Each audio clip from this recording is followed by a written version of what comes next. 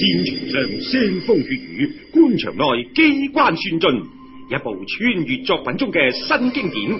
回到明朝做王爺啊！林敬現正開講。誰頭誰？千秋的指導天地號令，天定。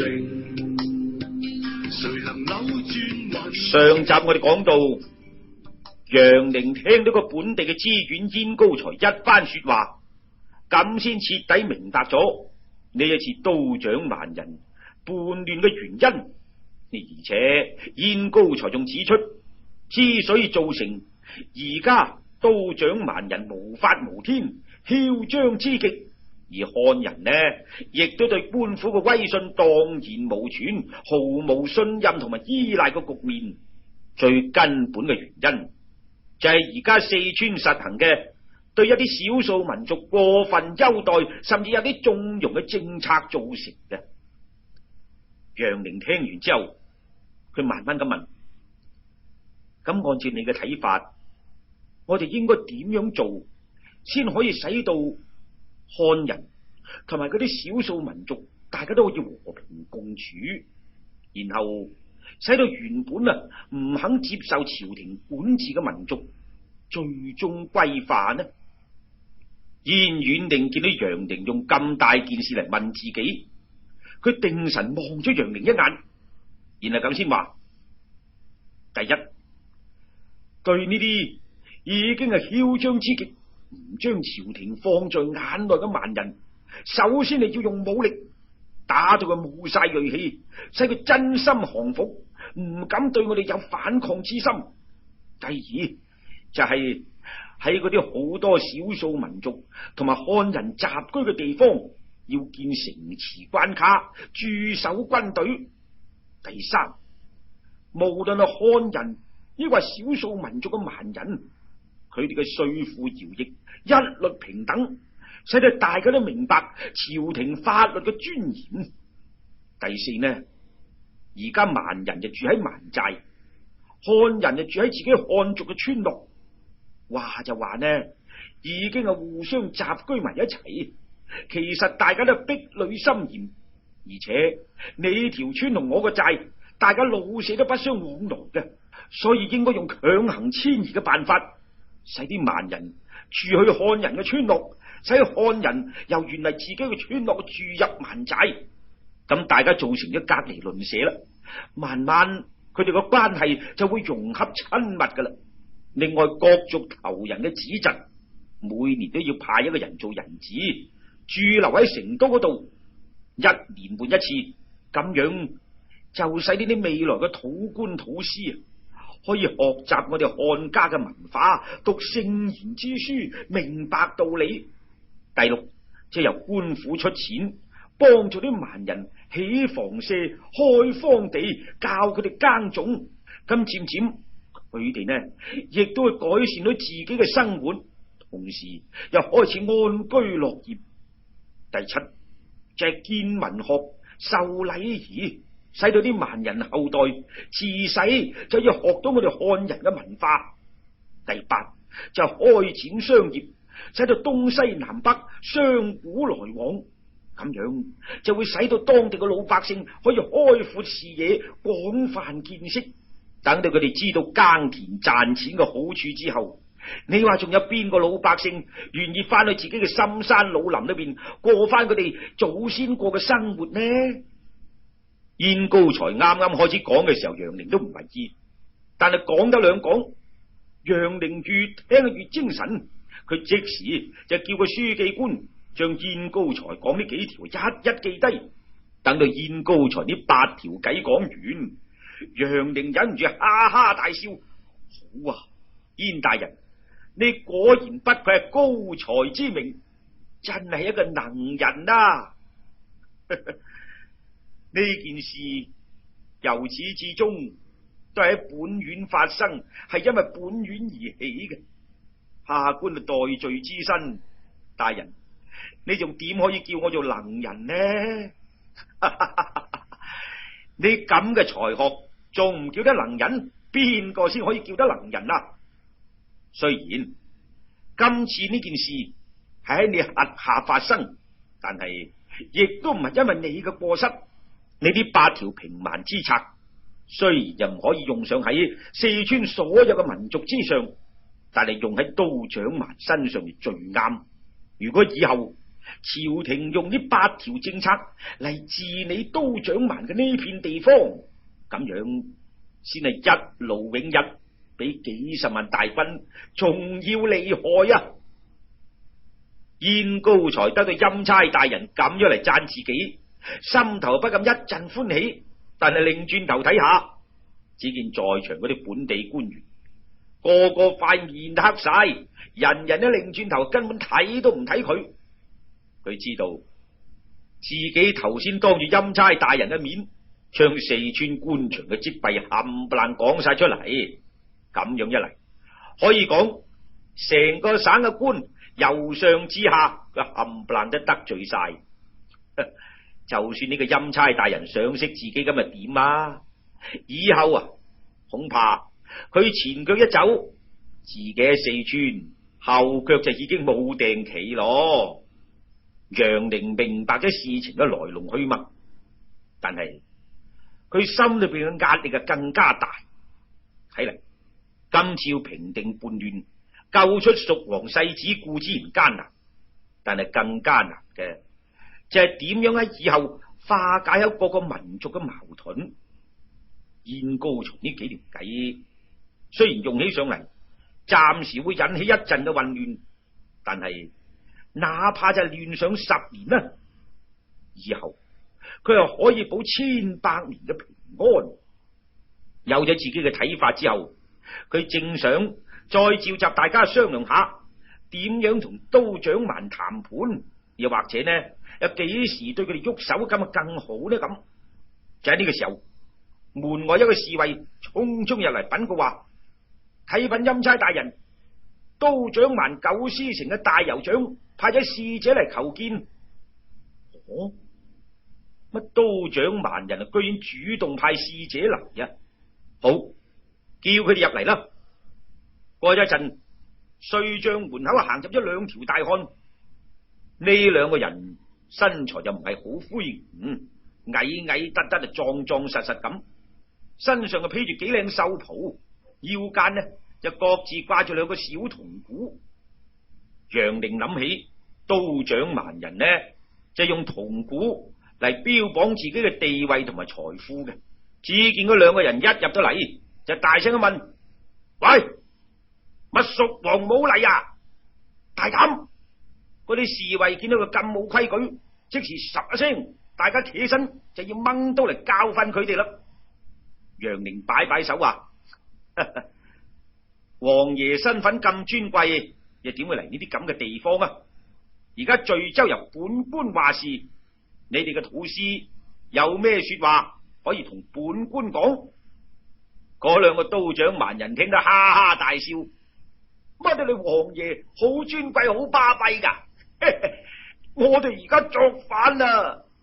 你哋王爺嘅大仔啊，仲唔係乖乖地咁要上嚟求我哋，叫我哋翻去村寨，唔好佔住你哋漢人嘅地方，佢就可以俾一大堆保證我哋。另一個人就指住楊凌話：喂，既然你話而家徐州係你話事，咁你係咪就係嗰個楊斬頭啊？哼！聽講你居然想同我哋都長蠻嘅勇士打仗噃？我話你聽啊，雖然好多人都話你好犀利，但係可惜你就算係生咗對翼，都飛唔上我哋九師城啊！楊斬頭，你斬人咁叻，可唔可以一刀斬咗阿貝嘅頭啊？佢姓阿？楊凌皺皺眉頭，哦，都長蠻嘅大頭領係姓阿，咁呢個阿貝應該就係佢親戚嚟啦。本官斬人一向都用把口，唔使我喐手嘅。不過上天有好生之德，朝廷亦都有優待你嘅意思。本官呢一次帶咗幾萬人馬嚟，只不過到而家為止，對你哋依然係秋毫無犯。我就想俾個機會你，我問你，世子而家點啊？阿大願唔願意投降？你哋襲擊咗幾座縣城，燒毀咗唔知幾多民居，奸淫屠殺咗無數百姓，可以講真係罪大惡極。如果你肯就咁放低武器，交出世子，乖乖咁接受我哋嘅招安，本官仲可以既往不咎。呢個係朝廷對你嘅寬大優待。你哋如果不知自愛，咁就咪怪朝廷對你哋唔客氣。成班官員一聽，哇，呢位楊欽差啊，一上嚟就已經對住敵人發惡啦，咁樣啊點樣傾得落去啊？之但係嗰兩個刀掌蠻人都驚都唔驚下噃。哎呀，發惡添啊！雖知道你哋大王子而家仲喺我哋手裏邊，我估你哋都唔敢為難我哋嘅族人。楊斬頭，我哋大王已經下咗大王子，我哋一向都住喺呢處，呢處係我哋嘅地方。如果你哋漢人馬上退出罪州，從此唔再干涉我哋，唔派官員過嚟，所謂治理地方，唔准派駐軍隊，唔嚟徵收稅賦，然後再交1萬擔米糧、5000頭耕牛俾我哋，咁我哋咁就可以脆脆地放咗呢個大王子翻去啦。楊凌聽到雙眼一瞪，你哋究竟知唔知道乜嘢叫做普天之下莫非黃土啊？啊！居然要我哋劃出地方俾你哋自己自主，荒謬之極！唔通你仲想喺呢度見翻過你哋嘅自己嘅刀掌蠻膊啦噃？填迷世之意！哎呀，咁快就發惡啦！咁即係冇計傾啦！我睇呀，你肯定係唔想要你哋大王子嗰條命啦！一睇到大家就嚟抹面啦，嗰個福建布政使啊即刻行出嚟話：大人，雖然刀掌蠻人呢就太過狂妄得滯，只不過呢佢而家嘅要求，我哋係咪都可以慢慢商量呢？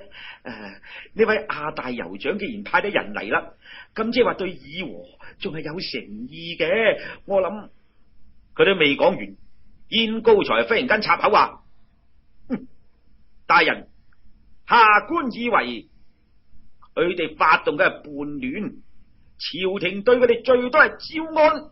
所謂議和係只能夠用喺一個國家同另一個國家之間。大人，請你小心謹慎啊！呢個燕高才今日判死無大害咯。橫掂呢場叛亂係喺佢自己管治之下發生，咁樣可以講，佢喺四川嘅前途基本上就玩完噶啦。既然係咁啦，佢仲使乜同你講咩面子啊？佢話知你個官啊高佢幾多級都好啦。總之一有唔啱啊，即時招窒。何況佢而家亦都唔係為咗佢自己，佢喺呢個地方住咗咁耐，好清楚今日就算你真係委曲求全，招安咗呢個刀掌蠻人，咁就只會造成佢哋更加囂張，更加就唔遵守法紀，就好似自己啊身上有件朝廷俾嘅免死金牌咁，第日話唔定又會唔知搞出啲咩事嚟。對呢啲咁嘅人，唯有對佢哋狠狠打擊，打咗佢哋服啦，打咗佢哋怕啦。自此之後，佢先會乖乖咁聽話。所以呢個時候，阿燕遠定呢，早就已經橫下一條心。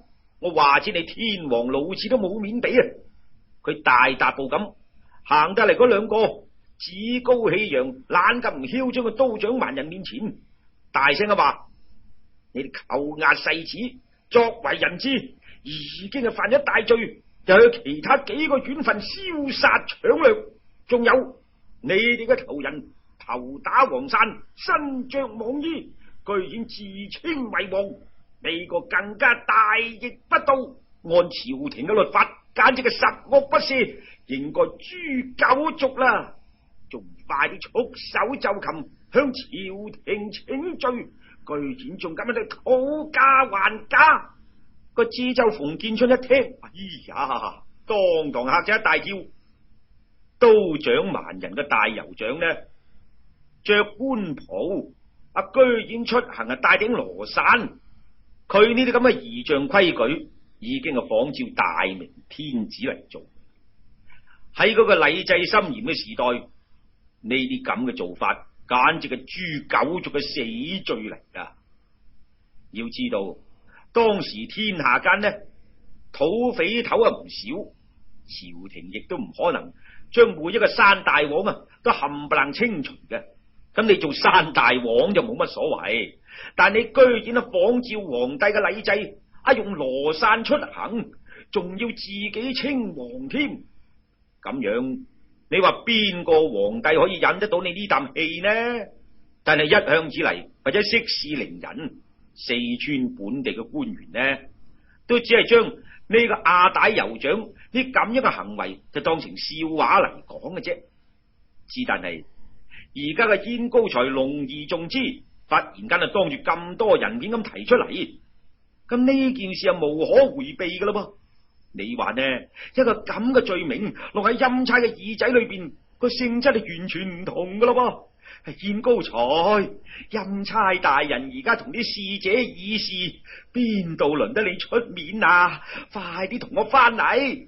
燕高才俾個上司咁一窒，面都紅晒，佢都未行得翻轉頭啫。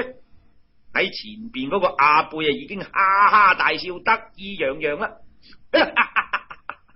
我都話你啲漢人冇用噶啦，你哋嘅大王子而家俾我齋手裏邊，你把口講得犀利，你講啲嘢我都唔明。只不過如果你哋今日唔應承我哋大王嘅要求，你哋嘅王子恐怕即時要俾我哋殺頭啦！唔好啊，唔好啊！成班四川本地嘅官員都齊聲驚叫。點知燕高才聽到，佢忽然間仰天大笑。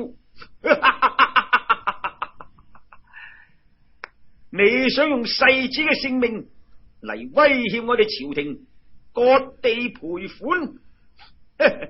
你哋嘅小小都掌蠻，認真係孤陋寡聞啊！你有冇聽過當年嘅土木堡之變啊？成班官員一聽到，哎呀，個個都傻晒。你呢個燕高才呢句說話一講出嚟，咁世子仲使救嘅？嗱，各位，燕高才呢句說話真係暗含殺機。本嚟一直都主張，首先要照顧到世子安危，然後先再講其他嘅一班四川嘅官員。一聽到燕高才呢句說話，當堂人人都唔敢再出聲，連反駁嘅說話都唔敢講。燕高才呢句說話嘅意思即係話，你用屬王嘅世子嘅性命，就想威脅朝廷割地賠款，俾你都掌蠻自立為王。你知唔知當年土木堡之變，大明朝嘅堂堂正統皇帝俾蒙古嘅阿拉泰斯也先捉咗之後，大明朝係點樣處理噶？呢個都掌蠻人阿貝佢唔知，但係在場嘅文武官員有邊個唔知啊？當年也先捉咗個皇帝之後，亦都向大明朝廷呢就提出話要割地賠款。點知大明朝廷理都唔理佢，後尾仲係也先自己主動降低標準，話我唔要你啲土地啦，你只要賠錢，我就放翻個皇帝俾你。但係大明朝廷依然理都唔理你，反而馬上就另外立咗個新皇帝。後嚟仲係皇后冇計，攞晒自己成副私己出嚟，又嗌自己嘅娘家東拼西湊，湊咗一筆銀兩嚟送咗過去，希望皇帝可以獲得釋放。試問，連皇帝俾敵人俘虜，朝廷都唔肯同敵人討價還價，咁而家你都掌蠻只係大明朝屬下一個小小部族，你想造反捉咗個藩王嘅世子作為人質，咁朝廷應唔應該同你傾條件嚟助長你嘅囂張氣焰啊？燕高才呢句說話講得絕，佢呢番說話根本就唔係講俾嗰個刀掌蠻人聽，而係講俾在場嘅文武官員聽。佢呢番話一講出嚟，呢個時候就算楊凌呢個欽差有心想放水，呢班官員又邊敢主張繼續同刀掌蠻人傾條件，繼續對佢哋妥協讓步呢？犧牲朝廷同地方嘅利益，作為交換世子嘅自由，呢件事無論係你邊個提出嘅，無論呢件事有冇做有冇成功都好，第日萬一有人寫封奏章對你追究起上嚟，恐怕提出嘅嗰個人唔好講話誅九族，誅十族都有份咯。所以原本仲吱吱浸浸諗住點樣同刀掌蠻人討價還價嗰啲官員，一聽完燕高才呢番說話之後，個個都即時收晒口，唔敢再出聲。朱讓緊見到咁急，但係你急都冇用噶嘛。你係蜀王嘅第二仔，又係而家做緊人質嘅蜀王世子嘅親兄弟，咁即係話你都係當事人啦。喺咁嘅情形之下，你又點敢立亂開口呢？楊凌佢本嚟就唔想為咗一個自動送上門去俾人做人質嘅世子，搞到幾萬大軍縮手縮腳，受到諸多約束。你世子條命係命，唔通呢啲保家衛國嘅大頭兵，佢哋嘅命就唔係命咯噃？而家燕高才呢番說話一講出嚟，有咗呢個名正言順嘅藉口，楊凌都唔使再顧忌蜀王嘅面子，於是佢嘅語氣亦都更加強硬啦。好，阿貝，你翻去話俾你哋嘅頭人知，本欽差奉皇命巡守天下，你哋刀掌蠻而家鑄成大錯，如果佢及時回頭釋放世子，向本欽差負荊請罪，本欽差仲係嗰句說話，雖然佢洗劫咗幾座縣城，殺咗咁多人，但係只要你及時回頭，咁樣本欽差仲可以既往不咎，俾佢繼續安安樂樂咁做佢嘅世襲土司。但係如果你繼續負隅頑抗，7日之後再唔釋放世子，唔肯落山嚟投降，咁樣本官嘅7萬大軍就只能夠同你哋喺戰場上相見。